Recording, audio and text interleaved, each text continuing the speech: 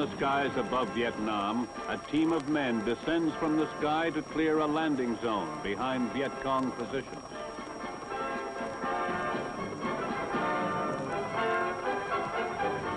Miles away through the tangled undergrowth, a jungle plow rips its way to clear a battery position for the artillery.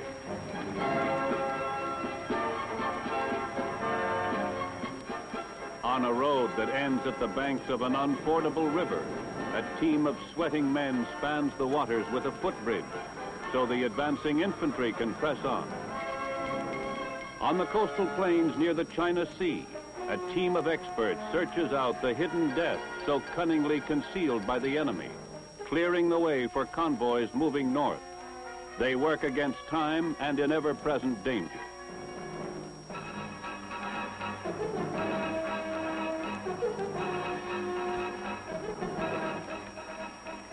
In each case, the men are combat engineers. In every corner of South Vietnam, such men are writing in sweat and blood a new chapter in the saga of the Army's engineers. Men who often must fight before they can work.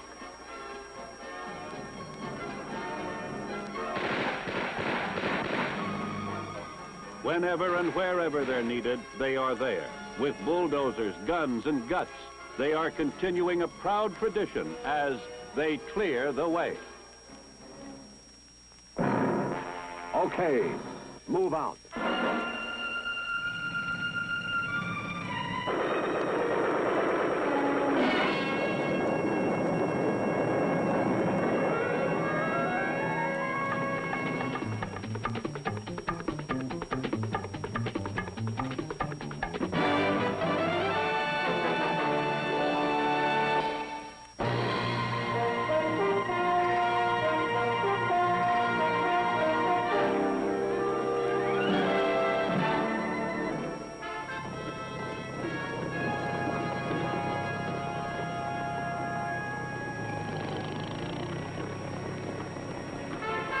South Vietnam is often called the Rice Bowl of Asia. For more than 20 centuries, the people have worked the rice paddies of the fertile lowlands, where countless rivers and streams provide natural irrigation.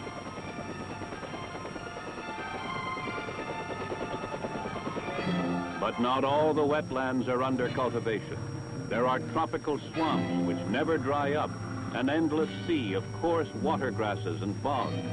In this kind of country, the machines of war have trouble.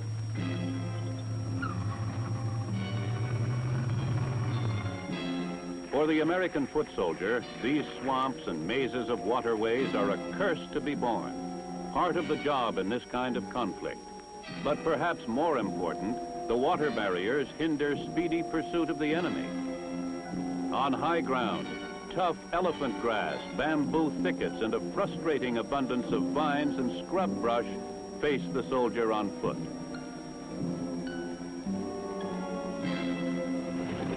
In the foothills of Vietnam's mountain country, the dense rainforest towers toward the sun, and beneath them is a perpetual twilight with dank, rotting vegetation underfoot.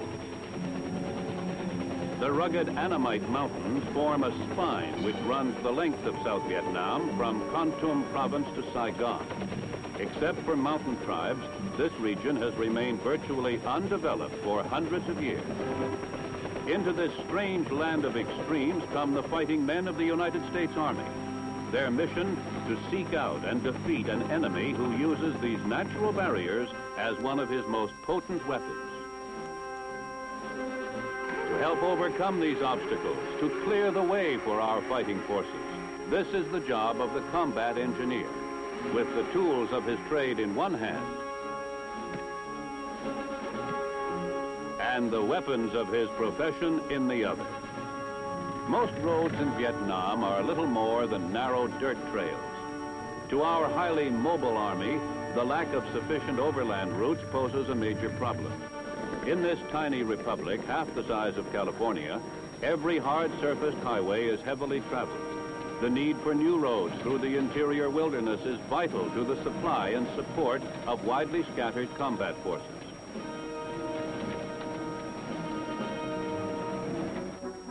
For the combat engineers, The job begins with a thorough study of the terrain. A first step lies in careful study of aerial photos. Once a general knowledge of the terrain is gained, the project engineer takes to the air for a closer inspection of the area where a road is to be built.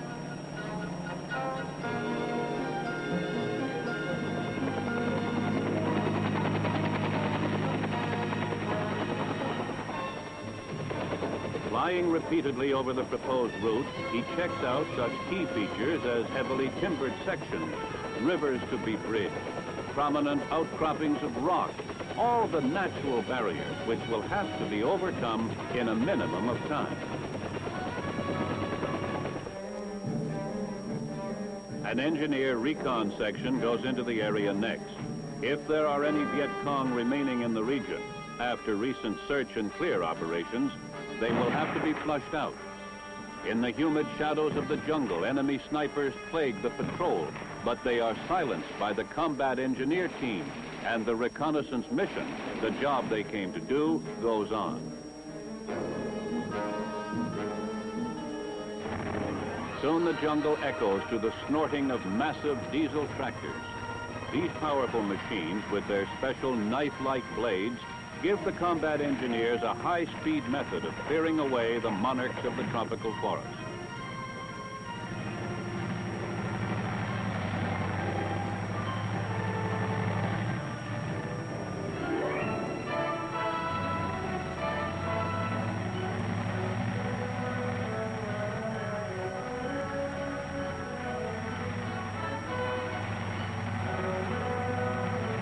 A ribbon of cleared land begins to appear through the wilderness to link up with existing roads far to the north.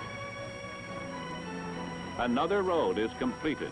The first convoy of fuel tankers moves over the mountains to resupply fighting units in Kon Tum province. Despite landslides, rocky cliffs, and tangled jungles, the combat engineers have opened the way for a steady, large-scale flow of food, fuel, and vital ammunition to our men in the battle zone.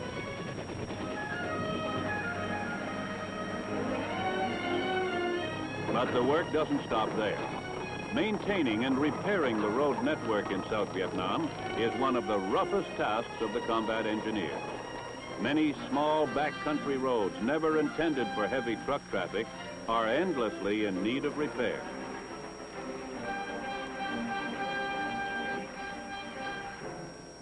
If the forces of nature and the pounding of traffic don't wreck them, the Viet Cong do, sometimes blowing up bridges, booby-trapping and mining, anything to deny their use to the Allied military forces. Damaged, weakened bridges are not repaired, they are replaced. Pre-measured bridge components make the job of erecting a new span a matter of days instead of weeks.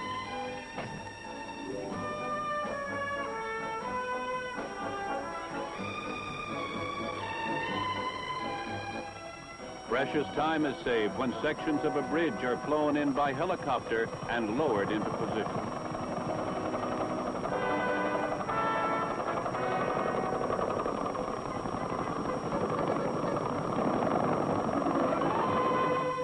The last piece is in place, and no time is lost before the new bridge goes to work. Another route opens for vital movements of men and materiel.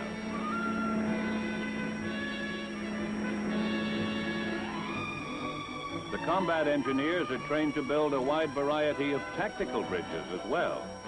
Lightweight footbridges like this one provide quick passage across rivers and streams.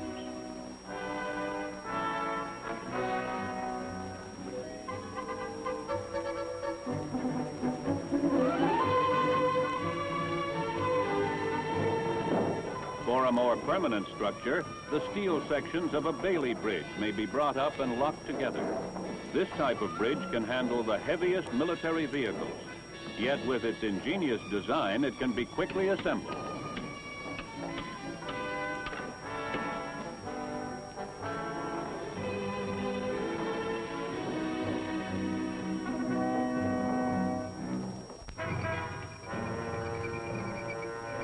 Or perhaps an armored column may come to a natural barrier, just a bit too wide and deep to cross. The answer may be, once again, the combat engineers and a weird-looking device called the scissors bridge.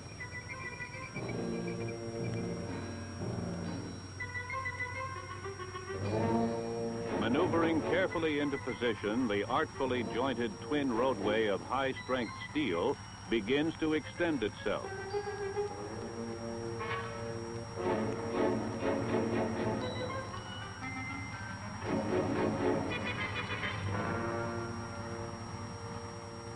Mounted on its own armored carrier, it can reach out like a giant praying mantis to bridge a gap up to 60 feet wide.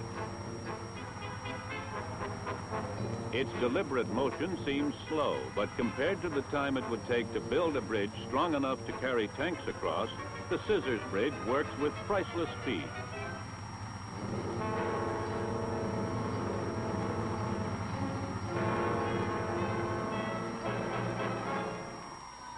A combat engineer locks the massive hinge point into place.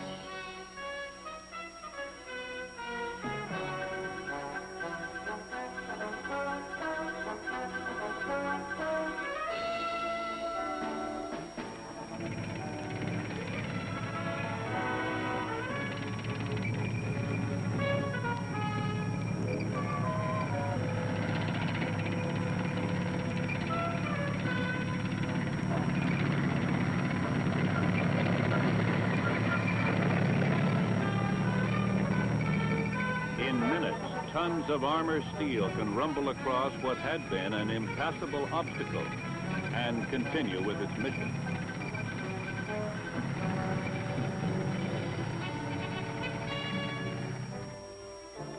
Meantime, the large-scale work goes on.